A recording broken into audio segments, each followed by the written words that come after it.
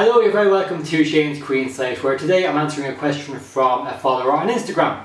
Oliver has asked me, how do I transcribe all of the songs that are on my Queen site? Am I pitch perfect, and how do you go along finding out which chords are which and actually transcribing songs? So for those who don't know, my site, Shane's Queen site, has a number of songs which I've transcribed many years ago. I started off in 1994, well before the internet had any really decent Queen resources, and I finished pretty much all the songs that I have on the site are there since probably 2007. So today I'm going to show you a very basic way that you can take a song, find out the key it's in, start transcribing the chords, and how you actually realize the chords that are being used. So again, it's a very basic technique, but surely it will help you if you are trying to transcribe a song for yourself for the first time. And I'll just show you some basic techniques you can use for yourself. So let's get started. I'm just going to show you a few tricks on the keyboard here, and then I'll show you how I actually transcribe songs like Don't Stop Me Now, for example, from that perspective. So if you're wanting to transcribe a song from scratch, the first thing you need to do is find out what key the song is in. So let's take, for example, Don't Stop Me Now.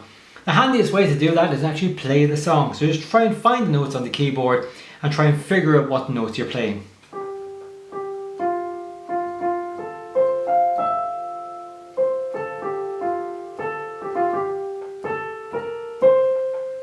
So out of that, we've one flat, so therefore we're in the key of F.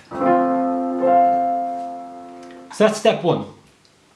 Now normally, 99% of the time, songwriters who write in a certain key, if they write in the key of F, the first chord will normally be F. Now that's not always the case, but it is often the case. So in this case, it's true. So the first chord in Don't Stop Me Now, because it's in the key of F, is the chord of F major. So step two in transcribing your songs is finding the bass note. So have a listen to the bass note, have a listen to the notes that are going on in the background.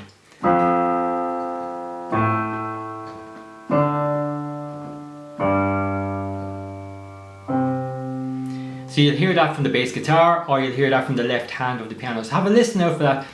When I was transcribing these songs, I actually had to play the songs a few times to try and listen to the song, try and listen to the bass notes and hear what was going on in the background.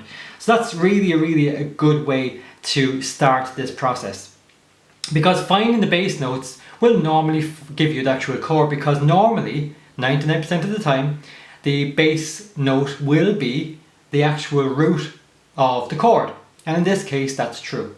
So we're looking at Don't Stop Me Now.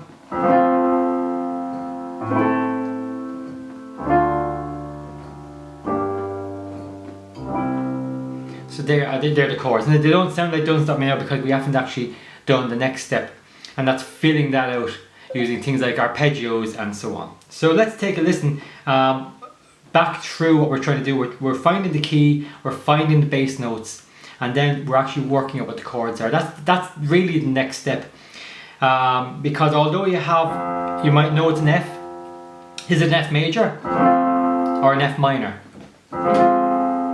Could even be a suspended. So there's different types of chords. If you just take the chord of C, for example, there's C major, there's C minor, which is often maybe a muted or a sad chord. Then, for example, you could have a seventh or a major seventh, which sounds quite jazzy. You could have a suspended fourth or a suspended second. You can even combine those into a suspended fourth and second together. And there's other chords as well that you might come across. They are the most common. So really, when you're actually transcribing the song, you figure out the key, you figure out the bass notes, and now we're trying to figure out what the actual chords are. So the first chord is F major, F minor. So it's definitely F major. Now the next one is A. So is it A major or A minor? A major? No, it's definitely A minor. Yeah, D minor sounds good there. G is next, so let's try a G minor.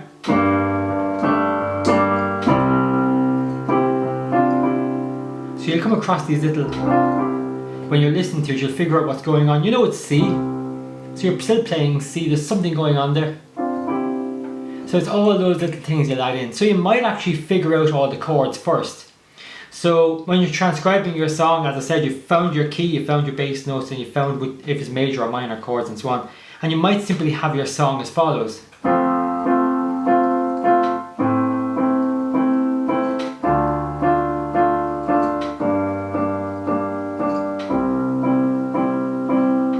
And really when you have that, you now have the basis to start filling them out. Listen to the song, listen to the arpeggios, listen to what else is going on. Now just a few notes on that. I said to you earlier the bass notes would normally be the chord's root. So F would mean it's either an F major or an F minor and so on. That's not always the case. If we take, for example, It's a Hard Life, Freddie does this sort of chord. If you notice the bass note hasn't changed.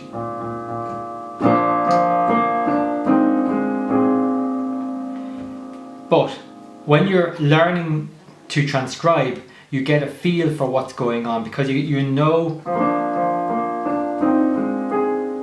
and you'll be able to hear the difference between you playing a B flat bass and an A flat bass combined. So let's just try that and see what would happen. It doesn't sound the same. So you get a feel for it, and actually as you transcribe, you learn to transcribe better and faster, and you learn to start identifying chords. Now one of the questions that Oliver asked me was, am I pitch perfect? Now I can mostly feel the chords in my head as regards when I hear a chord, for example, I know if it's major or minor. That's very, very easy. Very easy as well to distinguish between a normal chord and a suspended chord. I know that now. However, when I was transcribing these chords back in the late 90s and so on, I wasn't very good, but this is certainly a very good musical technique for you to learn, to be able to distinguish between a major and minor, and being able to distinguish between a major seventh and a normal seventh chord. That really helps you in transcribing. So that's pretty much the techniques. As I said to you, find your key, find your bass notes, start figuring out if it's a major or minor or a suspended or a combination chord. And after that then you start adding your flourishes and the stylings of the song. So if you have any further questions on transcribing songs, please do leave a comment in the description below, and don't forget to subscribe.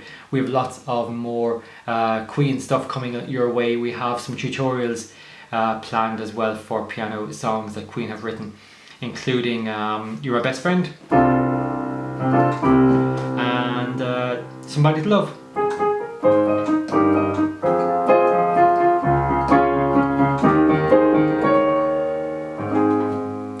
So thank you very much for watching, and I will see you again very soon. So I hope you enjoyed that little tutorial on how to transcribe songs. I will have some more Queen tutorials coming in the next few weeks. I have Somebody to Love, and I have You're My Best Friend as well to film. We're just going to get some tutorials on how to play those songs for yourself.